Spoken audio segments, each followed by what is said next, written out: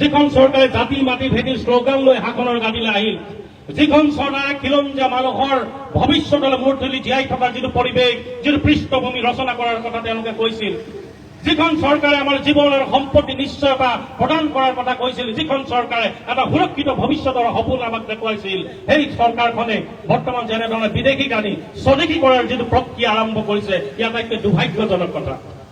আহিবলগীয়া সময়ত আপোনালোকে সেইকাৰণেই দেখিছে জাতিটোক আমি কৈছোৱেই যে সামাজিকভাৱে, ৰাজনৈতিকভাৱে, অৰ্থনৈতিকভাৱে, বিশেষকৈ ৰাজনৈতিক ক্ষেত্ৰখনত যাতে আমি ইয়াৰ প্ৰভুত্ব আমি বিস্তাৰ কৰাৰ কথা কওঁ। খিলঞ্জীয়া মানুহৰ যিদৰে নিজৰ আজন্ম ভূমিত সদায় মুতলি জীয়াই থকাৰ যিটো স্বাভিমান সহকাৰে জীয়াই থকাৰ যিটো কথা আমি সদায় ক'বলৈ যাওঁ, খিলঞ্জীয়া মানুহৰ যিটো দপ্তপনি আধিপত্যবাদ প্ৰতিষ্ঠা হোৱাৰ কথা আমি কওঁ, ৰাজনৈতিক ক্ষেত্ৰখনৰ ভৱিষ্যতলৈকে নিৰ্ণায়ক ভূমিকা লৈ থকাৰ যিটো প্ৰক্ৰিয়া, যিটো পৃষ্ঠভূমি আমি তৈয়াৰ কথা কওঁ, কোনোবাখিনি বাধাগ্ৰস্ত কৰিবৰ কাৰণে, বিপন্ন কৰিবৰ কাৰণে এই চৰকাৰখনে কাম কৰিছে। এতিয়া যেনেধৰণে বিদেশীক আনি স্বদেশী কৰাৰ যিটো প্ৰক্ৰিয়া আৰম্ভ কৰিছে, আটাইতকৈ বেছি তেওঁলোকে বিপন্ন কৰিবৰ কাৰণে চেষ্টা কৰিছে, আমাৰ সংস্কৃতিক তেওঁলোকে বিপন্ন কৰিবৰ কাৰণে চেষ্টা কৰিছে। গতিকে সেইকাৰণে আমি ইয়াৰ জৰিয়তে এটা কথাই ক'ব বিচাৰিছো যে আজি এই বিক্ষোভৰ জৰিয়তে সমগ্ৰ অসমত বীৰ লাচিত সেনা অসমে অত্যন্ত দায়বদ্ধতাৰে এটা প্ৰতিবাদী বিক্ষোভ কাৰ্যসূচী আমি হাতত লৈছো আৰু চৰকাৰক দাবী উত্থাপন কৰিব বিচাৰিছো। তাৰ দৰে যেনেধৰণে তেওঁলোকে বিদেশী আনি স্বদেশী কৰাৰ যিটো প্ৰক্ৰিয়া তেওঁলোকে আৰম্ভ কৰিছে, সমূলে এই কাখন ইয়াত বাতিল কৰিবৰ কাৰণে আমি দাবী উত্থাপন কৰিছো। তাৰ সমান্তৰালভাৱে যদিহে তেওঁলোকে এই কা বাতিল নকৰে, তেতিয়ালৈকে আমি নিজৰ জেগাত সদায় মুতলি জীয়াই থকাৰ যিটো পৰিৱেশ, স্বাভিমানসকলে জীয়াই থকাৰ, মৰ্যাদাসকলে জীয়াই থকাৰ যিটো পৰিৱেশ আমি তৈয়াৰ কৰিব লাগে, সদায় খিলঞ্জীয়া মানুহৰ আধিপত্যৰ প্ৰভুত্ববাদ প্ৰতিষ্ঠা কৰাৰ কাৰণে আমি যি ধৰণৰ প্ৰক্ৰিয়া আৰম্ভ কৰিব লাগে, তাৰ কাৰণে মই ভাবো চৰকাৰৰ বিৰুদ্ধে এখন দীঘলীয়া সংগ্ৰাম আমি আগবঢ়াই নিবৰ কাৰণে আমি সংকল্প সদায় হ'বই লাগিব। গতিকে এই ভূখণ্ড আমাৰ, এই ভূখণ্ডত আমি সদায় মৰ্যাদা সহকাৰে, স্বাভিমান সহকাৰে জীয়াই থাকিব লাগিব। তাৰ ক্ষেত্ৰত যদি কোনোবাই আমাক ৰঙা চেকু দেখুৱাই, তেতিয়াহ'লে এই ৰঙা চেকুক পাৰ কৰি আমি নিজৰ অধিকাৰ সাব্যস্ত কৰিবৰ কাৰণে ইয়াৰ পৰাই মৰণপণ এখন সংগ্ৰাম যাতে আগবঢ়াই লৈ যাব পাৰো, তাৰ কাৰণে আমি সংকল্প ল'ব লাগিব। বিশেষ বক্তব্য একোৱেই নাৰাখো, পুনৰবাৰ ইয়াত সমবেত সকলোৱে আন্তৰিক ধন্যবাদ আৰু কৃতজ্ঞতা জ্ঞাপন কৰিছো।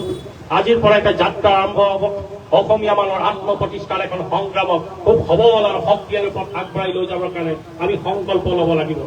অদূৰ ভৱিষ্যতে যাতে ইয়াত থকা প্ৰত্যেকজন মানুহে সামাজিক, ৰাজনৈতিক, অৰ্থনৈতিকভাৱে যাতে আমাৰ সদায় আমাৰ প্ৰভুত্ব বিস্তাৰ হয়, সাংস্কৃতিকভাৱে যাতে আমি সদায় আমি চহকী হৈ থাকিব পাৰো, আমাৰ যাতে কোনো বিপন্ন আমাৰ সংস্কৃতিক কৰিব নোৱাৰে, তাৰ কাৰণে কিছু চিন্তা চেতনা আমি তৈয়াৰ কৰিব লাগিব। আৰু ভৱিষ্যতলৈ এখন দীঘলীয়া গণসংগ্ৰামৰ কাৰণে আমি সকলোৱে সাজু হ'ব লাগিব। পুনৰবাৰ সকলোকে আন্তৰিক ধন্যবাদ শ্ৰদ্ধা জ্ঞাপন কৰি মই আনুষ্ঠানিকভাৱে আজি এই প্ৰতিবাদী বিক্ষোভ কাৰ্যসূচী মুকলি কৰিছো। ধন্যবাদ। জয় আই অসম। বীৰ লাচিত সেনা অসম জিন্দাবাদ, বীৰ লাচিত সেনা অসম জিন্দাবাদ, জয় অসম, জয় অসম, জয় অসম। আমি নিজস্বভাৱে কিছু চিন্তা কৰিব লাগিব। আমাৰ ইয়াত মাত্ৰ 14জন MP আছে, MP গৈ তাৰ যিহেতু এখন আইন তাক গৈ সলনি কৰা মই দেখিছোঁ তেওঁলোকৰ সামৰ্থ্যৰ যিটো সদিচ্ছা চৰকাৰখনত থাকিব লাগিছিল, সদিচ্ছা তেওঁলোকৰ দৃষ্টিগোচৰ হোৱা। সেইকাৰণে ভৱিষ্যতলৈকে আজন্মগীয় ভূমিত আমি যাতে সদায় মূৰ তুলি যাই থাকিব পাৰোঁ, আমি ৰাজনৈতিকভাৱে সদায় যাতে আমাৰ প্ৰভুত্ব ইয়াত প্ৰতিষ্ঠা হয়, সামাজিক অৰ্থনৈতিক যাতে বিপন্নতা আৰু সাংস্কৃতিকভাৱে বিপন্নতা যাৰ বাবে নাই, তাৰ কাৰণে দীঘলীয়া এখন গণসংগ্ৰামৰ কাৰণে আজিৰ পৰাই বীৰ লাচিত সেনা সংকল্প লৈছে, চিন্তা চেতনা হৈছে, মন্থন হৈছে। আৰু ভৱিষ্যতলৈ যাতে আমি ইয়াৰ নিজৰ জেগাত সদায় মূৰ তুলি জীয়াই থকাৰ যিটো পৰিৱেশ, পৃষ্ঠভূমি ৰচনা কৰিব লাগে, তাৰ কাৰণে এখন দীঘলীয়া সংগ্ৰামৰ কাৰণে আমি সংকল্প হৈছোঁ। আৰু চৰকাৰক অচিৰে আমি দাবী উত্থাপন কৰিছে, অচিৰেই এই যে নতুনকৈ নাগৰিকত্ব দিয়াৰ যিটো প্ৰক্ৰিয়া তেওঁলোকে আৰম্ভ কৰিছে, সমলঞ্চে ইয়াৰ পৰা তেওঁলোকে নাইকিয়া কৰিব লাগে। নহ'লে আমাৰ নিজৰ আজন্মগীয় যেনে আমাৰ মাটি, পানী, আমাৰ বায়ুৰ প্ৰতি যিটো নিৰংকুশ আমাৰ যিটো অধিকাৰ, আমাৰ যিটো সাব্যস্ত, ই লাহে লাহে নাইকিয়া হ'ব। সেইকাৰণে সমগ্ৰ অসমবাসী ৰাইজকে ইয়াৰ বিৰুদ্ধে তুমুল প্ৰতিবাদ সাব্যস্ত কৰিবলৈ অনুৰোধ জনাইছোঁ। সংগ্ৰামৰ প্ৰাবল্যতা যাতে এনেধৰণে বৃদ্ধি আমি কৰিব পাৰোঁ, এখন সন্মিলিত সংগ্ৰাম যাতে আমি আৰম্ভ কৰিব পাৰোঁ, যাৰ জৰিয়তে প্ৰত্যেকটো অসম বিৰোধী, খিলঞ্জীয়া বিৰোধী চক্ৰান্তৰ পৰা চৰকাৰখন যাতে বিৰত থাকে, তাৰ কাৰণে সকলোকে আহ্বান জনাইছোঁ। আমি নামানো, ইনকলাব জিন্দাবাদ, খিলঞ্জীয়া শক্তি জিন্দাবাদ, খিলঞ্জীয়া শক্তি জিন্দাবাদ, যোৱাগত যে অবাধ ড্ৰাগছ প্ৰচলন সোনকালে বন্ধ কৰাৰ ব্যৱস্থা কৰক, ড্ৰাগছ প্ৰচলন বন্ধ কৰক। আজি সমগ্ৰ অসমতে বীৰ লাচিত সেনা অসমৰ উদ্যোগত এটা প্ৰতিবাদী বিক্ষোভ কাৰ্যসূচী গ্ৰহণ কৰা হৈছে। যেতিয়া আইনখন বলবৎ কৰিছিল, যেতিয়া আমি সংখ্যা প্ৰকাশ কৰিছিলোঁ, আমি বিধানভাৱে কৈছিলোঁ চৰকাৰখনে প্ৰথম 2014 চনৰ কথা কৈ আজিলৈকে মই 2024 চনলৈ যাব, তাৰপিছত 2050 চনলৈকে গুচি যাম। এতিয়া যেনেধৰণে বিজেপিকাৰী শ্বহীদ কৰাৰ যিটো প্ৰক্ৰিয়া তেওঁলোকে আৰম্ভ কৰিছে, ইয়াৰ জৰিয়তে আমাৰ ভয় হয় খিলঞ্জীয়া মানুহৰ যে আমাৰ মাটি পানী বায়ুৰ প্ৰতি খিলঞ্জীয়া মানুহৰ যিটো নিৰন্তন যিটো অধিকাৰ, যিটো প্ৰভুত্ব মূলবাসী তাক নাশ কৰিবৰ কাৰণে চেষ্টা কৰিব। আইনজীৱীৰ সময়ত সামাজিকভাৱে, ৰাজনৈতিকভাৱে আৰু অৰ্থনৈতিকভাৱে মূলবাসীৰ প্ৰভুত্ব হ্ৰাস কৰিবৰ কাৰণে আমি চেষ্টা কৰিছোঁ। আমাৰ সংস্কৃতি বিপন্ন কৰিবৰ কাৰণে তেওঁলোকে চেষ্টা কৰিছে।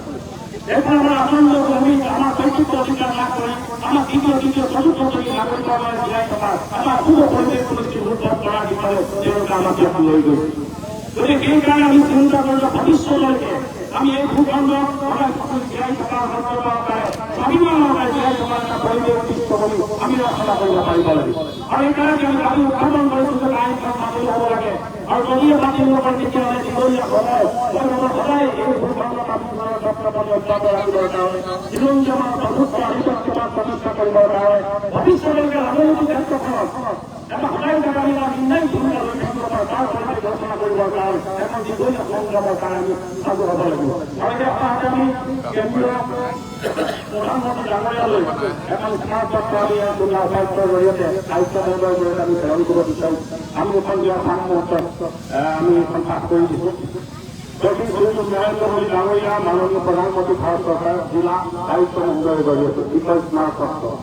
মহোদয়, যোৱা 1 ছেপ্টেম্বৰ 2025 তাৰিখে gazette of India extraordinary part 2 section 3 sub section 2 নং 3892 জৰিয়তে ইমিগ্ৰেশ্যন এণ্ড ফৰেনাৰ অৰ্ডাৰ 2025 নামে এক আদেশ জাৰি কৰা পৰিলক্ষিত হৈছে। এই আদেশটোত এই person belong to the minority community of Afghanistan, Bangladesh and Pakistan, named Hindu, Sikh, Buddhist, Jain, Parsi and Christian, who are considered the chief shelter in India due to religious persecution or fear of a religious persecution and entered into India or before the 31st December 2024. Without valid documents including passport or other travel documents, or with valid documents including passport or other travel documents, and the validity of such documents has expired. Full নিৰ্দেশনাৰে বিদেশী নাগৰিকক স্থগিত কৰাৰ যি প্ৰক্ৰিয়া গ্ৰহণ কৰা হৈছে, ই অসমৰ খিলঞ্জীয়া মানুহৰ বাবে কেতিয়াও গ্ৰহণযোগ্য নহয়। এই আদেশে অসমৰ খিলঞ্জীয়া মানুহৰ ইয়াৰ আদিম বাসভূমিৰ বায়ু, মাটি, পানীৰ ওপৰত থকা নিৰংকুশ আজন্ম অধিকাৰৰ পৰা বঞ্চিত কৰিব আৰু নিজ পৈতৃক ভূমিতে ইয়াৰ খিলঞ্জীয়া মানুহক ৰাজনৈতিকভাৱে ক্ষমতাহীন কৰি তুলিব। 2080 চনৰ অসমে ভাৰত চৰকাৰৰ বিদেশী সংস্থাপনৰ এনে নীতিক কেতিয়াও গ্ৰহণ নকৰে আৰু ইয়াৰ তীব্ৰ বিৰোধিতা কৰে। যদিও ভাৰত চৰকাৰে অনতিপলমে এই আদেশ বাতিল কৰি নাগৰিকত্ব প্ৰদান নীতি সলনি নকৰে, তেন্তে 2080 চনৰ অসমে আগন্তুক দিনত দীঘলীয়া কঠিন সংগ্ৰামৰ কাৰ্যসূচী ল'বলৈ বাধ্য হ'ব। হেমন্ত বৰা কেন্দ্ৰীয় সভাপতি, ৰংপুৰ তালুকৰ মুখ্য সচিব, 2080 চনৰ অসম। আমি সন্মানীয় ডাঙৰীয়া এই পত্ৰখন প্ৰদান কৰিব লাগিব।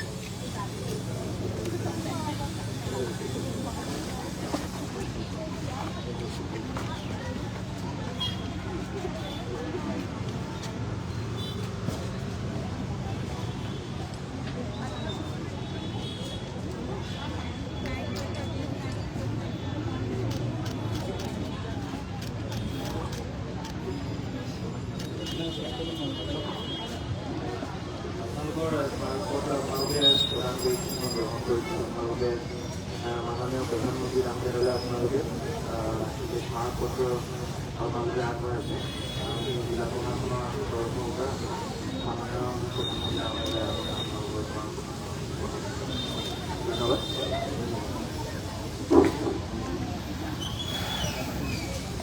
আমি আমাৰ সংবাদিক বন্ধুসকলে সকলোকে আন্তৰিক ধন্যবাদ আৰু কৃতজ্ঞতা জনাইছোঁ।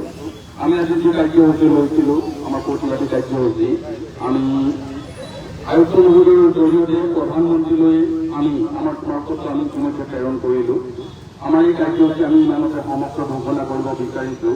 আমি আমাৰ সকলো সতীৰ্থ বন্ধুকে আমি য'ৰ পৰা আমাৰ এই কাৰ্যসূচী শুভাৰম্ভ কৰিছিলোঁ সেই স্থানলৈ আমি যাবৰ বাবে আমি বিনম্ৰভাৱে আহ্বান জনাইছোঁ। আৰু প্ৰতিটো দিনতে আপোনালোকৰ সহযোগিতাই আমাৰ এই সংগ্ৰাম, আমাৰ এই জাতিগঠন প্ৰক্ৰিয়াত যাতে সহযোগিতা আগবঢ়ায় তাৰ বাবে সকলোৰে ওপৰত আমি প্ৰাৰ্থনা জনাইছোঁ। ধন্যবাদ।